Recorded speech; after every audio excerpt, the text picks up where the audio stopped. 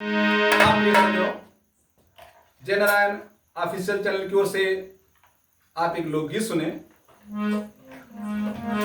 ध्यान दें आप सब, आज का खान पान जो है दूषित है, पेट को खराब करने वाला है। पहले का खान पान अच्छा था। इसी पर आधारित ये गीत है।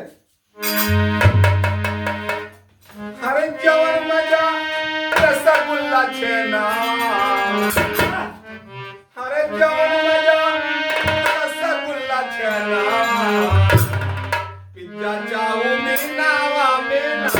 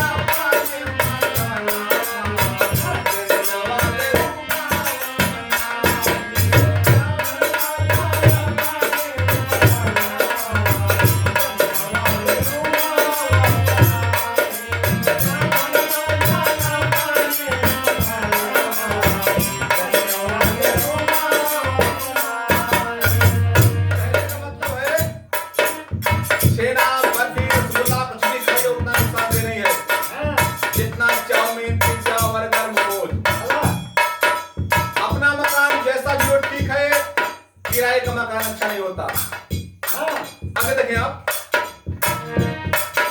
घर वाली देवी है प्रकट भवानी, घर वाली देवी है प्रकट भवानी, घर वाली देवी है प्रकट भवानी, प्रेम से सेवा करती देखी दाना पानी, प्रेम से सेवा करती